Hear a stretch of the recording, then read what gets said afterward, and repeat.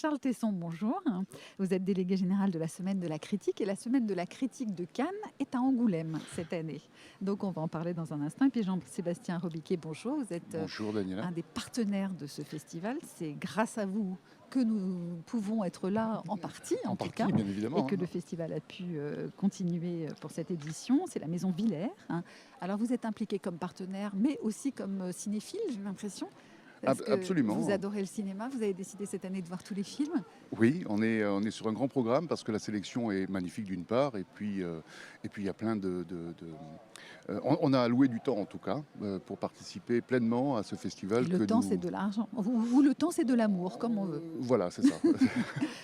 Dites-moi alors, qu'est-ce que vous avez vu, qu'est-ce que vous avez aimé?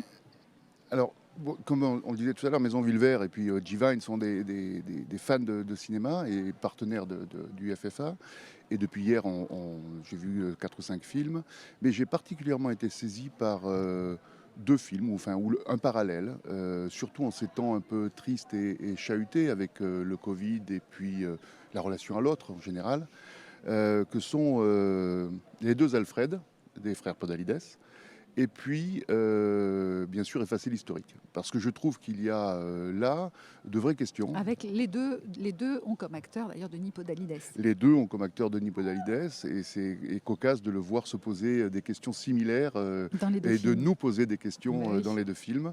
Voire même, c'est assez surprenant même de voir qu'il y a peut-être une scène qui sont prêtées ou empruntées avec le livreur essoufflé dans les deux cas. C'est assez Oui, cocasse. parce que le monde dans lequel nous vivons, avec ces commandes sur Internet et ces livraisons permanentes, et surtout cette ubérisation de la société, fait que effectivement le livreur arrive très très chargé, très essoufflé. Oui. Il a l'air d'avoir 70 ans et il annonce qu'il en a 30. C'est ça, exactement. Et puis, il y a également toutes ces questions à l'instantanéité ou à la relation aux médias sociaux, aux réseaux sociaux et à l'Internet.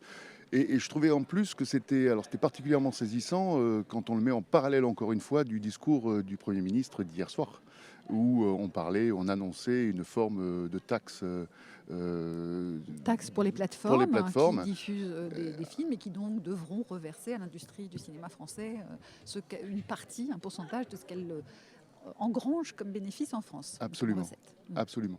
Et donc je crois que le film Effacer l'historique est déjà en salle, donc c'est très bien. Je crois aussi que... Et commence à fait un très bon démarrage. A fait un très bon démarrage, absolument. Voir, et c'est un film vraiment que je vous recommande parce que moi je l'ai vu aussi hier soir. Oui. C'est à la fois terrible, c'est un constat très dur oui, avec de notre monde, mais en même temps très drôle, et puis très fort et très fin.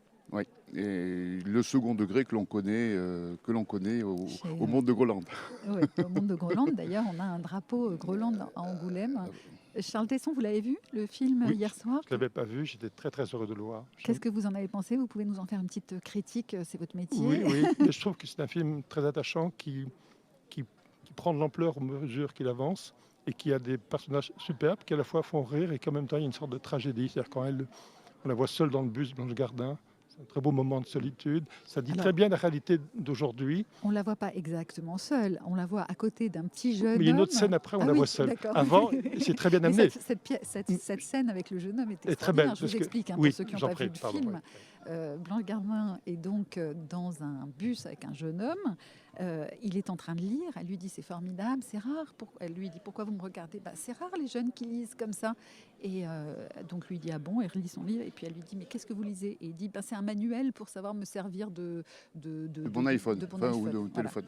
Donc non, mais ça dit beaucoup de choses. Ça dit beaucoup de choses de notre réalité sans que ça soit démonstratif. Exactement. Sans être dans une sorte de réalisme à la Ken Loach, avec beaucoup de légèreté, puis avec ce souffle du cinéma français des années 30, avec le second rôle qui arrive, Benoît Poelvoorde, Houellebecq, et qui sont magnifiques et qui s'inscrivent très bien dans le mouvement des personnages. C'est très impressionniste en fait, ce sont des petites touches. C'est très poétique. Et dans chaque petite touche, on a une critique de Exactement. ce qu'on vit, quoi. Il y a à la fois la dureté, la tragédie de ce qu'ils vivent, de l'humour et beaucoup de tendresse et d'attachement pour ces personnages. Donc cet équilibre-là est extrêmement réussi. Jean-Sébastien Robiquet, autre chose sur les films où...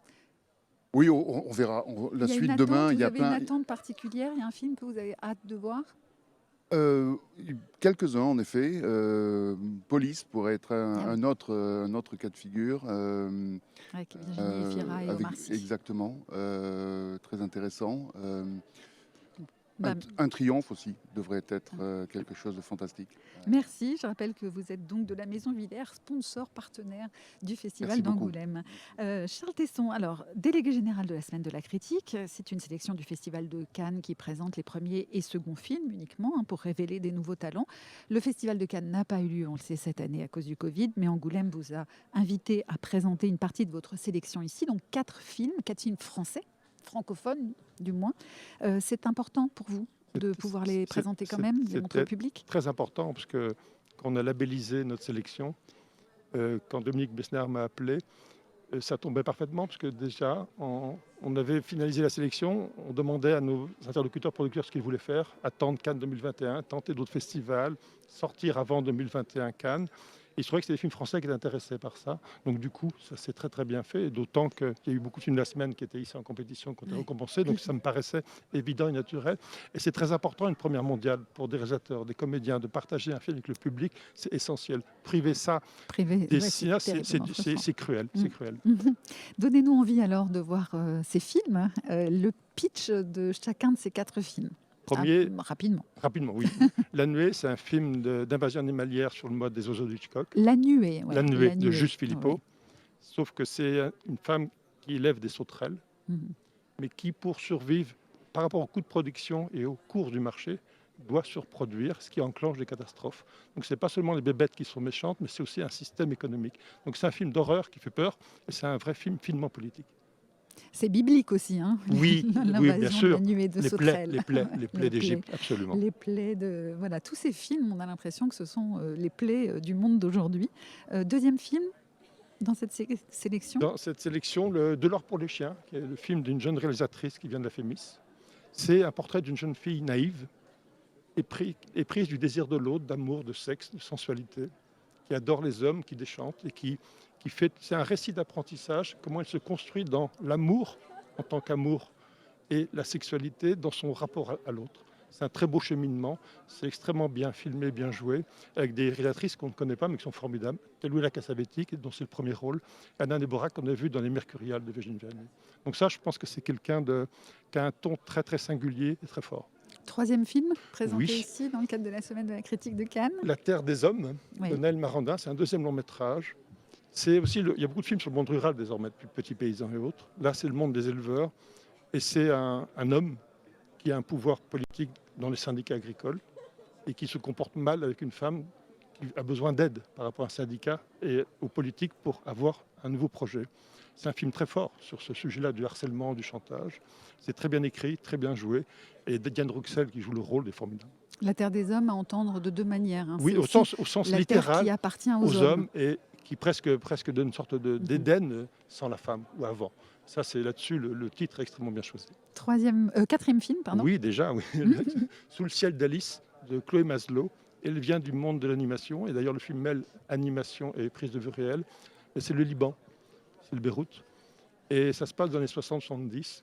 C'est l'histoire d'une... c'est à la fois Alice, merveille, un petit côté merveilleux, poétique, joliment ciselé, maison de poupée, carte postale, roman photo, mais c'est une très belle histoire d'amour d'un couple mixte. Elle est suisse-allemande, Salvador Rohrer.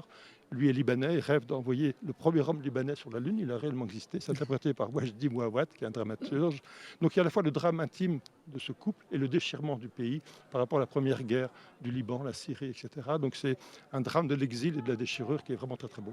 Mission accomplie. Vous nous avez donné envie de voir ces 4 films qui sont donc dans la sélection de la Semaine de la Critique de Cannes et qui sont diffusés, projetés ici à Angoulême. Merci Charles Tesson.